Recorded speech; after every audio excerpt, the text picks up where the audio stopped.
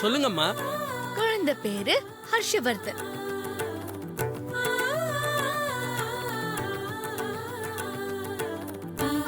Birth date பிப்ரவரி 19.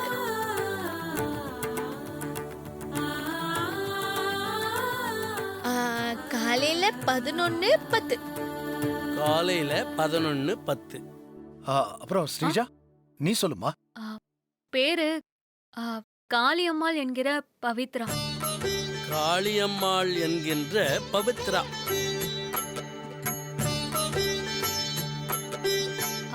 Birth date பிப்ரவரி 19. Birth date பிப்ரவரி 19. நேரம்மா காலையில ஒரு 11:20 இருக்கும். பிறந்த நேரம் காலையில 11:20.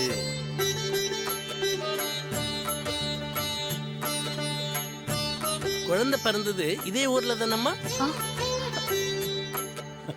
ஆமா ஜோசியரே, எல்லாம் சென்னை தான். சென்னை.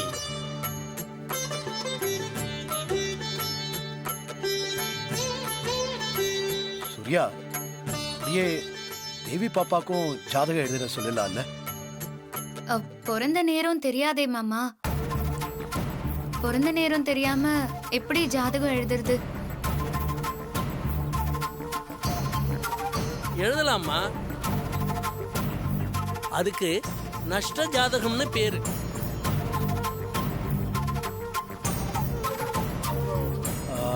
சூர்யா, சாஸ்திரி கிட்ட போன் பண்ணி கேட்டா குழந்தையோட பர்த் டைம் டேட்லாம் தெரிஞ்சிடும்ல. நீ அவருக்கு ஒரு போன் பண்ணுப்பா. சரி.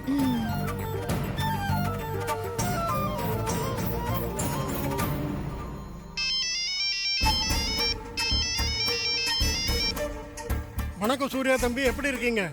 நல்லா இருக்கீங்க. தேவி பாப்பா நல்லா இருக்காளா? உங்களுக்கு ஒன்றும் தொந்தரவா இல்லையே? தொந்தரவுலாம் எதுவும் பண்ணல. சொல்ல போனா சந்தோஷம்தான். ரொம்ப சந்தோஷம் தம்பி.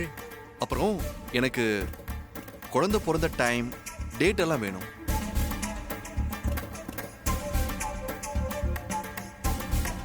என்ன தம்பி, எதுக்காக இப்ப திடீர்னு கேக்குறீங்க? அது ஒண்ணும் இல்லைங்கய்யா. எங்க வீட்டுல இருக்க மத்த 2 குழந்தைகளுக்கு ஜாதகம் எழுத ஜோசியர் வந்திருக்காரு. அப்படியே நம்ம தேவி பாப்பாவுக்கும் ஜாதகம் எழுதலான்னு அப்பா சொன்னாரு. அதான். நல்லதுதான் தம்பி. நமக்கும் குழந்தை பிறந்த நாள்லாம் கரெக்டா தெரியாது. இப்போ என்ன பண்றது? குழந்தை நமக்கு கோவில்ல கிடைச்ச நாளையே குழந்தையோட பிறந்த நாளா சொல்லிடலாம். ஆமா, அதே சொல்லிடலாம். குழந்தை பிறந்த நேரம் காலையில 9:30 மணி. ஐயா, பிறந்த தேதியை சொல்ல முடியுமா? தேதி பிப்ரவரி 20ஆம் தேதி. ஐயா, பிறந்த இடம்? பிறந்த இடம் ஏற்காடு தம்பி. எனக்கு ஒரு அம்மா வந்து பிரசவம் பார்த்தாங்க. அவங்க கையில குழந்தை இருந்ததை நான் பார்த்தேன். மரி, அதுக்கப்புறம் என்னாச்சுன்னு எனக்கு எதுவுமே தெரியல. சரிங்க ஐயா, ரொம்ப நன்றி. நான் போனை வச்சிடுறேன். சரி தம்பி. ஐயா, பிறந்த தேதி பிப்ரவரி 20. பிறந்த தேதி பிப்ரவரி 20ஆம் தேதி. ஹஸ்பண்ட் சார், அந்த நாள்ல தானே நம்ம குழந்தை காணாம போச்சு. தம்பி, குழந்தையோட பிறந்த நேரம் சொல்லுங்க. காலையில 9:30 மணி. பிறந்த நேரம் காலையில 9:30 மணி. பிறந்த ஊரு ஏற்காடு. குழந்தை பேரு தேவி. குழந்தை பேரு தேவி.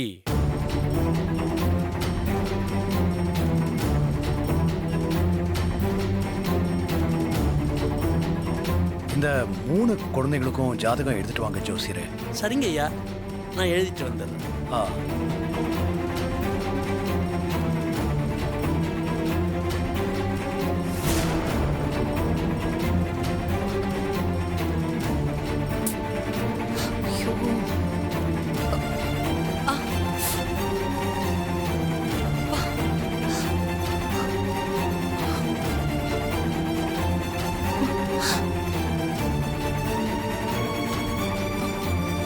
வணக்கம்மா. வணக்கம் வணக்கம். அத்தை, கைக்கு என்னாச்சு? ஏன் இப்படி உதறிட்டே வந்துட்டு இருக்கீங்க? ஆ ஆ, ஆ, அது அது அது ஒண்ணு இல்ல ஹாசினி. அத்த கேக்குறல்ல, மறைக்காம பதில் சொல்லுங்க. நான் கார்ல கை வச்சிருக்கிறது தெரியாம இந்த சங்கர பாண்டி கார் டோரை சாத்திட்டான். அதான் லேசா கையில அடிபட்டுருச்சு. Sorry sister. ஆமா ஆமா. என்ன அத்த, ஏன் உங்களுக்கு மட்டும் இப்படிலாம் நடக்குது? பட்டக்காலே படும் கெட்ட கொடியே கெடுங்கன்னு சொல்ற மாதிரி கையில உங்களுக்கு அடிபட்டுக்கிட்டே இருக்கே. புடவையில தீ பிடிச்சி எரிஞ்சது, உங்க போட்டோல நெருப்பு குபுகுபுன்னு எரிஞ்சுச்சு. மாறி கனவுல வேற நீங்க நெருப்பு பிடிச்சி எரிஞ்சிட்டு இருக்கீங்க.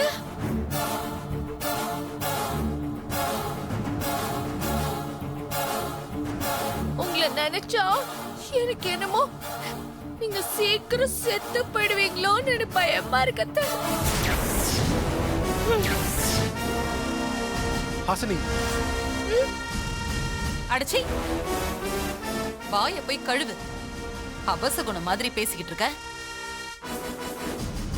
நீ பேசின பேச்சுக்கு வினாயில போட்டு நல்லா வாய கழுவு. நல்லா சிஸ்டரை உருட்டு. கழுவுறாங்க. ஜோசிக்கார, எங்க அத்தைக்கு கொஞ்ச நாளா கையில அடிபடுறது, புடவை எல்லாம் நெருப்பு பிடிச்சி எரியறது, அவங்க போட்டோ எல்லாம் தீ பிடிச்சி எரியறதுன்னு எல்லாம் அபசகுணமாவே நடந்துட்டு இருக்கு. இதுக்கு ஏதாச்சும் பரிகாரம் இருக்கா? ஐயோ, இந்த பொறி உருண்டை நல்லா கோத்து விடுதே. இருக்கம்மா, சில வீட்டில் குழந்தை பிறந்ததுக்கு அப்புறம் அந்த குடும்பத்தில் இருக்கிற சில உறவுகளுக்கு இந்த மாதிரி நடக்கும். பாதிப்புக்கு ஆளான அந்த உறவு குழந்தையோட முகத்தை பார்க்கணும். அப்படி பார்த்தா பாதிப்பு சரியாயிடும்.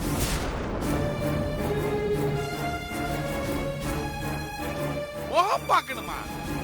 அதான் வீட்லயே எல்லாரும் ஒருத்தரோட ஒருத்தர் முகத்தை பார்த்துட்டு இருக்காங்களே. ஓ, நீங்க சொல்றது தேவர் மகன் படத்துல கமலும் நாசரும் அப்படியே மூஞ்சிக்கு மூஞ்சி இடிக்கிற மாதிரியே பார்த்துட்டு இருப்பாங்களே, அத சொல்றீங்களா? பாண்டி, விசாவரு, நீங்க சொல்லுங்க ஜோசியரே. முகம் பார்க்கறதுனா அப்படி கிடையாது. வேற எப்படி பார்க்கணும்? நல்ல சுத்தமான பூஜைக்கான ஒரு அகலமான உருளி எடுத்துக்கிட்டு அதுல நல்லெண்ணெயை ஊத்திக்கணும். அந்த உருளியில பார்த்தா குழந்தையோட முகம் தெரிகிற அளவுக்கு நல்லெண்ணெய் இருக்கணும்.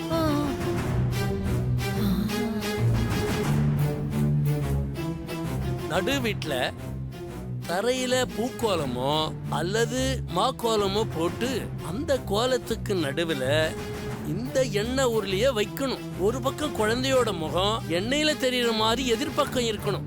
இன்னொரு பக்கம் பாதிப்புக்கு ஆளானவங்க நின்னு உருளியில தெரியற குழந்தை முகத்தை பார்க்கணும்.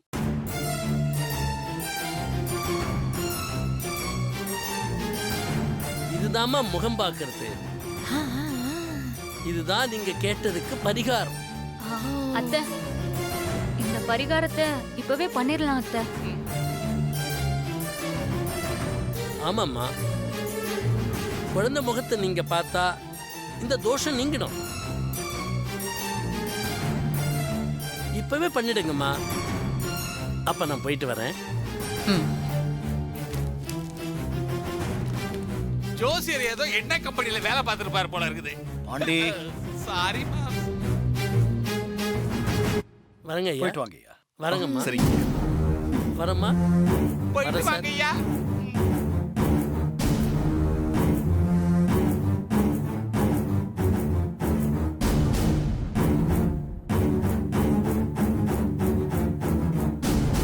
அத்த, இப்ப பரிகாரத்தை பண்ணிடலாம் அத்த. ஆ? ஆ, அதெல்லாம் ஒண்ணு வேண்டாம் ஹாசினி. அப்படி சொல்லாதீங்க அத்த. நாளைக்கு உங்களுக்கு ஏதாச்சும் ஒண்ணு நடந்து நீங்க செத்து போயிட்டா ஐயோ, இந்த பொறி உருண்டை எப்படி திட்டினாலும் சிஸ்டர் விக்கெட்ட காலி பண்றதுல குறியா இருக்காளே, விட மாட்டா போல இருக்குது. அதுக்கு எங்க குழந்தைதான் காரணம்னு சொல்லுவீங்க. பரிகாரத்தை பண்ணி தோஷத்தை கழிச்சிடலாம் அத்த. ஹாசினி சொன்ன மாதிரி பழி குழந்தைங்க மேல வந்துடக்கூடாது தாரா. சின்ன பரிகாரம் தானே, பண்ணிடலாம். இதுல யோசிக்க என்ன இருக்கு? ஆமாமா, பண்ணிரலாமா. உங்க நல்லதுக்காக தானே. என்னமோ பண்ணுங்க. சிஸ்டருக்கு உடன்பாடு இல்ல. ஹாசினி ஓகேவா? மாறி வா. ஹாசினி ஒரு வேலை பண்ணு. அரவிந்த் நீயும் ஹாசினிமா சேர்ந்து இதுக்கு வேண்டிய எல்லா ஏற்பாடும் பண்ணு. சரிப்பா. சரிங்க மாமா. வா ஹாசினி.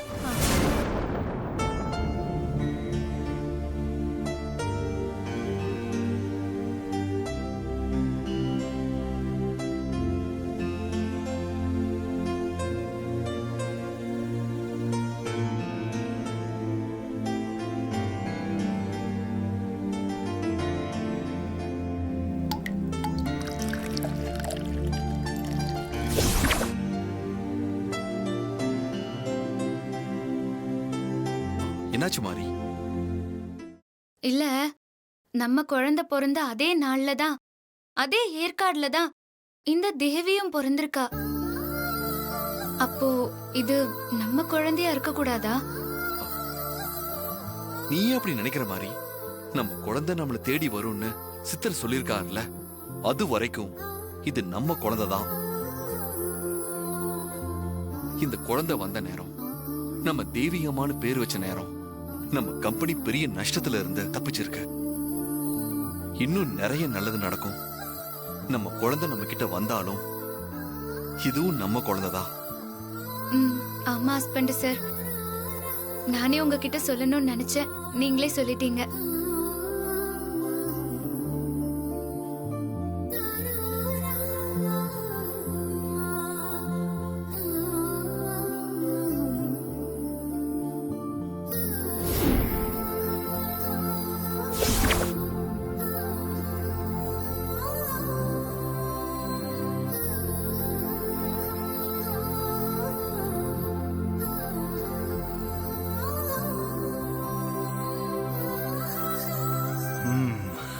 அரவிந்த். அப்பா ஹாசினி மாமா கலக்கிட்டீங்க போங்க. தேங்க்யூ மாமா. தேங்க்ஸ் பா. மாரி சூர்யா வர சொல்லுமா. தாராத்த மாரி சூரிய மாமா எல்லாரும் சீக்கிரம் வாங்க. ஏ புரி உருண்டை, எல்லாரையும் கூப்பிட்டியா? என்ன கூப்பிட்டியா? வாங்க சித்தப்பா. கூப்பிடாமே நீ வந்துட்டிய. அது மரியாதை. தனியா வேற என்ன எண்ணெய வாங்கி வச்சிட்டீங்களா? தாராத்தா கொஞ்சம் முன்னாடி வந்து நில்லுங்க. போங்க சிஸ்டர்.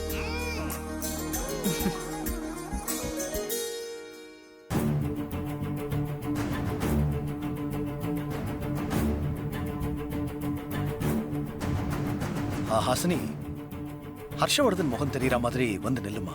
வா ஹாசினி. வந்து நிக்கிறேன் மாமா. சிஸ்டர் எப்படி ப்ளூ கலர் பூ வச்சிட்டு ஸ்டைலா நிக்குது பாரு. பரடி தங்க பரடி பட்டு. ஓ பாரு பாரு பாரு பாரு பாரு.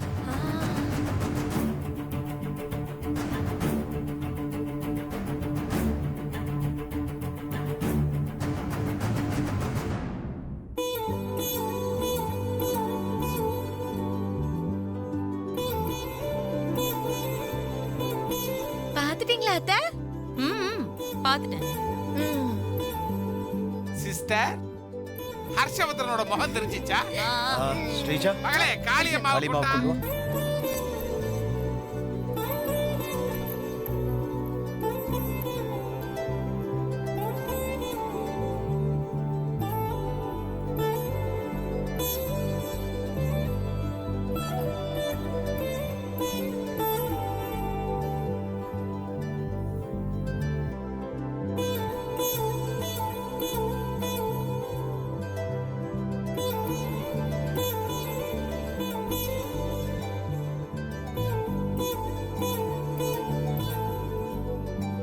சிஸ்டர், காளியம்மாவோட முகம் தெரிஞ்சிச்சா? பார்த்தாச்சு, பார்த்தாச்சு. அப்ப சரி.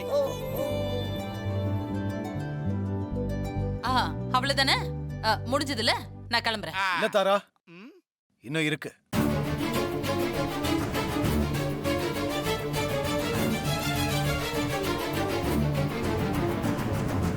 என்னங்க? சாஸ்திரியோட குழந்தை இப்ப மாரியோட குழந்தை தான். அல்ல, மாரியும் குழந்தையோட நிக்கட்டும், தாரா இந்த குழந்தை மாத்தையும் பார்க்கட்டும்.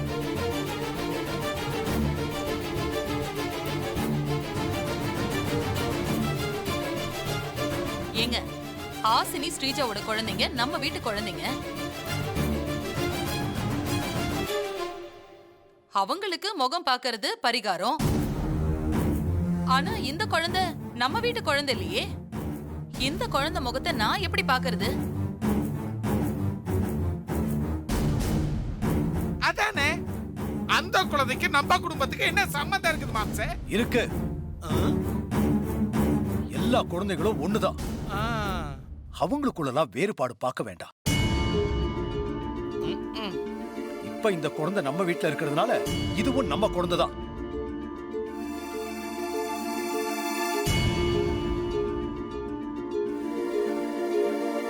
ஆமா அத்தை, குழந்தை முகத்தை பாக்குறதுல உங்களுக்கு அப்படி என்ன ஆயிட போகுது?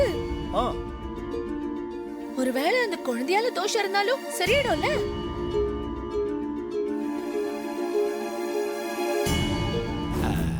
சிஸ்டர், ரொம்ப யோசிக்க வேண்டாம். அப்புறம் சூர்யா சங்கடப்படுவான். சரின்னு சொல்லிடுங்க சிஸ்டர். சரிப்பா, நான் பாக்குறேன்.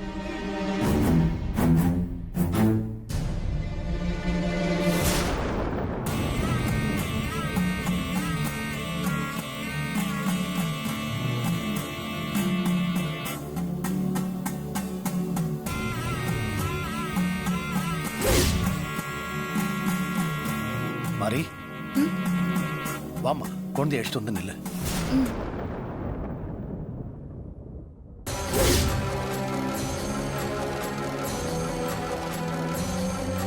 வா.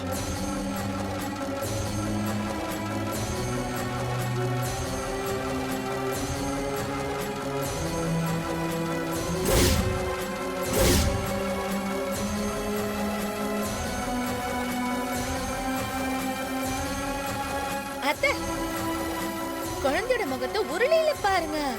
நேருக்கு நேரால பார்க்க கூடாது.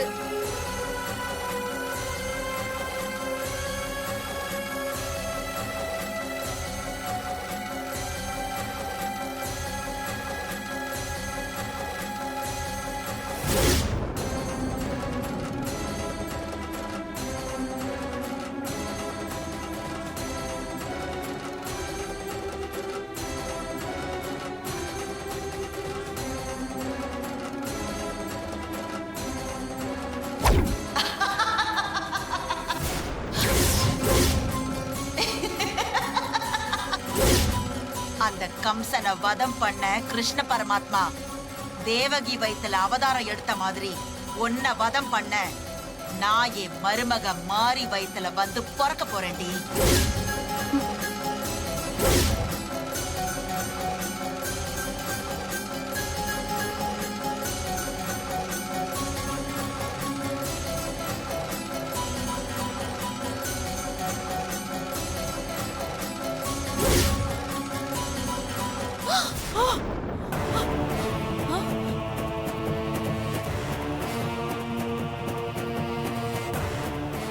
என்னாச்சு சிஸ்டர்? முகம் பேர்ஜ மாதிரியே இருக்குது. அம்மா, என்னாச்சுமா? ஏன் முகம் ஒரு மாதிரியா இருக்கு? ஏன் பின்னாடி போனீங்க? ஒண்ணு இல்லப்பா, ஒண்ணு இல்ல.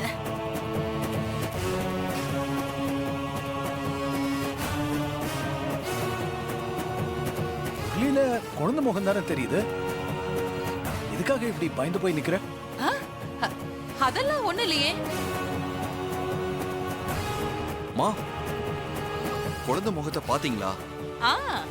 குழந்தை முகத்தை பார்த்தேன்ப்பா, நல்லா பார்த்தேன்.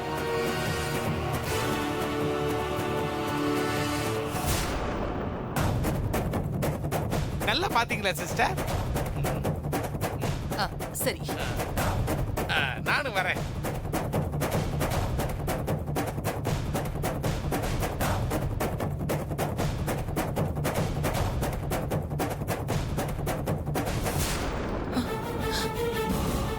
என்னாச்சு சிஸ்டர்? அந்த உருளியில எனக்கு அந்த தேவியோட முகம் தெரிஞ்சது. குழந்தையோட முகத்துக்கு பதிலா. ஐயோ சிஸ்டர், நீங்க குழந்தைய பார்த்து பயப்பட மாரிக்கு சந்தேகம் வரும் சிஸ்டர். அதுக்கப்புறம் மாரிக்கு அது அவளோட குழந்தையா இருக்குமோன்னு ஒரு டவுட் வந்துரும் சிஸ்டர். உண்மையை கண்டுபிடிச்சிருவா சிஸ்டர். அதனால தயவு செஞ்சு நீங்க குழந்தைய பார்த்து பயப்படுறதை நிறுத்துங்க. உங்க மேலதான் சந்தேகம் வரும், பாத்துக்கங்க. நீ சொல்றதெல்லாம் எனக்கு புரியுது. ஆனா அந்த குழந்தைய பார்க்கும் போதெல்லாம் அந்த தேவியோட ஞாபகம் எனக்கு வருதே. ஐயோ, அவ என்ன கொன்னுடுவாளோன்னு எனக்கு பயமா இருக்கு. அந்த குழந்தை இந்த வீட்ல இருக்கிற ஒவ்வொரு நிமிஷமும் எனக்கு ஆபத்து தான். அது அந்த மாரிக்கிட்ட இருந்து பிரிக்கணும்.